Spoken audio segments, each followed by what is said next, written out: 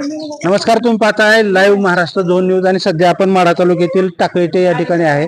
खरे तर गेल्या 10 दिवसापासून लोहार समाजाच्या वतीनं या ठिकाणी सामाजिक कार्यकर्ते दादासाहेब कळसाद यांनी आमरण उपोषणाला सुरुवात केलेली होती आणि आज त्याचा सांगता समारोप झालेला देखील आहे। प्रशासनाच्या वतीनं तहसीलदार आणि टेंभुर्णी पोलीस स्टेशनचे पीआय त्याचबरोबर इतर काही राजकीय मंडळी असतील, सामाजिक कार्यकर्ते असतील आणि राज्यभरातून आलेले लोहार समाजाचे बांधव असतील, भगिनी असतील, त्या या उपोषण सांगतावेळी या ठिकाणी उपस्थित होत्या।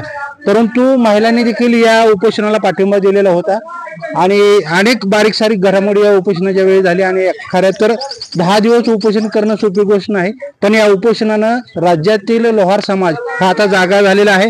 काही महिला जिल्ह्यातील असतील, राज्यातील असतील आणि तालुक्यातील असतील या ठिकाणी उपस्थित राहिलेले आहेत। त्यांच्या काय भावना आहेत ते आपण जाणून घेणार आहोत। स्वागत आहे तुमचं, काय सांगाल? खरं तर तुमचे मिस्टर गेली 10 दिवस झालं उपोषणाला बसले होते, काय नेमकी भावना होती? नमस्कार, माझं नाव वैशाली दादासो कळसाईत, मी उपोषणकर्त्यांची पत्नी आहे। तरी दादासाहेब कळसाईत आज 10 दिवस झाले उपोषणाला बसले होते।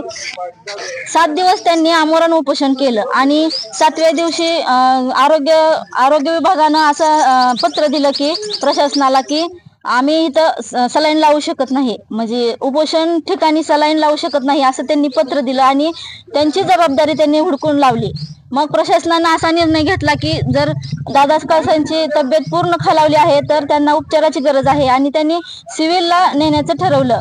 त्यावेळेस आम्ही असा निर्णय घेतला की सिव्हिलला गेल्यानंतर त्यांचं पूर्ण उपोषण हे उद्ध्वस्त होईल, म्हणून आम्ही हा निर्णय घेतला की आम्ही खाजगी उपचार घेतो पण सिव्हिलला जायला नको। त्यावेळेस आमच्या मिस्टरांनी हा निर्णय घेतला की जर माझं उपोषण सुटत असेल तर मी माझ्या पत्नीला उपोषणाला बसवेन। मग नंतर मी उपोषणाला बसले। 7व्या दिवसापासून आजपर्यंत मी उपोषणाला बसले। त्यावेळेस पूर्ण महाराष्ट्रातील लोहार समाज हा आमच्या भेटीला येत होता, तो पाठिंबा देत होता। लोहार समाजाला हा गरीब समाज आहे, परंतु त्यांनी मोबाईलवर आणि टीव्हीवर बातम्या बघून त्यांनी हा निर्णय घेतला की आपला एक समाज बांधव हा 10 दिवस झाला जो आपल्यासाठी उपोषण करतोय त्याला आपण पाठिंबा देऊ। सर्व महाराष्ट्रातील समाज बांधव आम्हाला 10 दिवस पाठिंबा देत होता। त्यावेळेस माढा तालुक्याचे आमदार आणि लोकसभेचे खासदार, माढा तालुक्याचे पालकमंत्री यांनी थोडीही मदत केली नाही किंवा एक कॉल करण्याचा सुद्धा प्रयत्न केला नाही।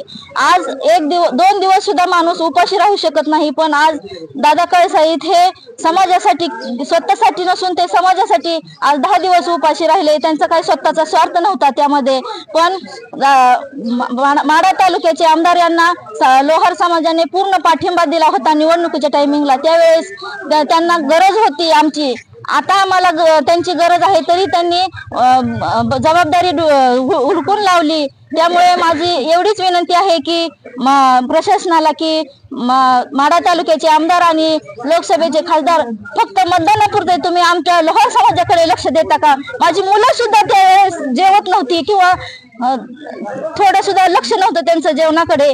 ते सर्व आमचं कुटुंब पूर्ण 6 घर आहेत माझी, ती 6 घर पूर्ण त्यांच्याकडे लक्ष होतं त्यांचं। का तर हा मुलगा आपल्यासाठी उपाशी आहे, आपण का जेवायचं? सर्व माझी सासू सासरे किंवा सगळे घरची मुलं ही सगळे उपाशी होती। यावेळेस सरकारला जाग आली नाही का? त्यांनी थोडं सुद्धा लक्ष दिलं नाही। त्यामुळे मी त्यांचा निषेध करते आणि त्यांनी मतदानाच्या वेळेस जर आमच्याकडे आलात तर आम्ही त्यांना हुडकून लावू ही माझी। महिला देखील आपल्या सोबत असणार आहेत, काय सांगाल? तुम्ही कुठून आला आणि काय भावना आहे नेमकी? मी सोनाली कळसाईत बोंडल्याहून आले, माळशिरस तालुक्यातून। आज जे उपोषणाला बसलेत समाजकर्ते ते माझे आणि त्यांच्यासाठी आज मी 3-4 वेळा आले, पण त्यांची कोणतीच अशी दखल घेतलेली नाहीये सरकारने की बाबा त्यांना काहीतरी मानधन लोहार समाजासाठी आणि आर्थिक जबाबदाऱ्या अशा द्याव्यात त्यांनी, असं मी सरकारकडे निवेदन करते। पण सरकारला एवढंच मी म्हणते की आज एक उभा राहिलाय, जशी भात्यातून एक ठिणगी उठती तसा वनवा पेटायला वेळ लागणार नाही। या आंदोलनाकडे, या उपोषणाकडे दुर्लक्ष केलं असं महिलांचं म्हणणं आहे, तुम्ही काय सांगाल? कुठून आलाय? मी बेंबळेगाववरून आले, वैशाली अंकुश लोहार।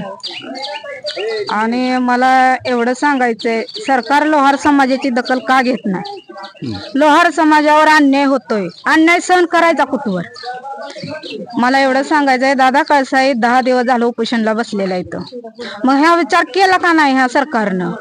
आणि दादा कळसाई तिने 1,500 ते 2,000 समाज आबा पाटील आमदार माड्याचे यांच्यासाठी जमा केलता आणि लोहार समाजाला सांगितलं की आपला नेता आपल्याला न्याय मिळवून देण्यासाठी आबा पाटील आपल्या पाठीमाग उभा राहतील. पण आज आबा पाटील इथवर दादा कळसाईला भेटण्यासाठी आलेले नाहीत.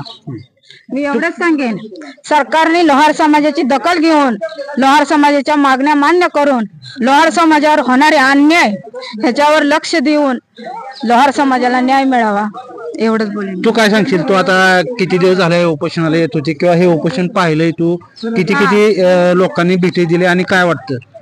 नाव साक्षी दत्तात्रय थोरात आहे. आज उपोषणाचा 10वा दिवस आहे. आज 10 दिवस झालं उपोषणाचा, तरी माळ तालुक्याचे आमदार अभिजित आबा पाटील यांनी कॉल सुद्धा केला नाही. त्यांची ओळख मामानीच करून दिली होती. जेव्हा लोहार समाजाचा मेळा होता त्यावेळेस मामानीच ओळख करून दिली होती अभिजित आबा पाटलांची. आणि त्यांना निवडून सुद्धा मामानीच आणलं होतं. मामाने त्याची जबाबदारी घेतली, ती पूर्ण केली, पण त्यांनी त्यांची जबाबदारी पूर्ण केली नाही. आमदारांनी या उपोषणाला भेट देणं गरजेचं होतं असं तुला वाटतंय? गरजेचं होतं. मतदानापुरतच माणसाकडे येऊ नये. असं म्हणतात की 18 वर्ष झाल्यावर मतदानाचा पहिला हक्क असतो. मी माझं पहिलं मत आबांनाच दिलं होतं, पण त्याच्या आजचीच मला दिसतंय काय आहे ते. एक कॉल तरी करायचं होतं आबांनी मामाला. 10 दिवसानंतर लोहार समाजाच्या वतीने सुरू असलेले हे उपोषण या ठिकाणी संपलेले.